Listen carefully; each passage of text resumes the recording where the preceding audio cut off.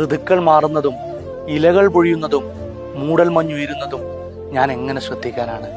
എൻ്റെ ഉള്ളിൽ വസന്തമായിരുന്നു, മരണമില്ലാത്ത പ്രണയവും. എനിക്ക് നിന്നോടുള്ള സ്നേഹം എത്രയാണെന്നറിയണമെങ്കിൽ ഈ ആകാശത്തിലെ നക്ഷത്രങ്ങളെ എണ്ണി നോക്കണം. മാധവിക്കുട്ടി പ്രണയത്തെക്കുറിച്ച് പറയുമ്പോൾ മരുഭൂമിയിൽ പോലും പൂക്കൾ വിരിയും. എനിക്ക് സ്നേഹം വേണം, അത് പ്രകടമായി തന്നെ കിട്ടണം.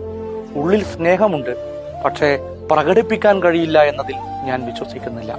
ശവകുടീരത്തിൽ വന്ന് പൂവിട്ടാൽ ഞാൻ അറിയുമോ? പ്രകടമാകാത്ത സ്നേഹം നിരർത്ഥകമാണ്. പിശുക്കന്റെ ക്ലാവ് പിടിച്ച നാണയശേഖരം പോലെ ഉപയോഗശൂന്യവുമാണ്. മാധവിക്കുട്ടി തൻ്റെ ചിന്തകളെ ഒരു നൂല് പൊട്ടിയ പട്ടം പോലെ അതിരുകളില്ലാത്ത ആകാശ നീലിമയിലേക്ക് പറത്തിവിട്ടു.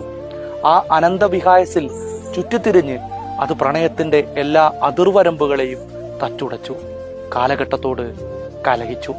തന്നെ വിധിച്ചവരോടും വിധിക്കാൻ പോകുന്നവരോടും പ്രണയം പുതച്ച നീലാംബരി ഉറച്ച ശബ്ദത്തിൽ പറഞ്ഞു, ഞാൻ ഇങ്ങനെയാണെന്ന് പറയാൻ ഞാൻ ആരെ ഭയക്കണം?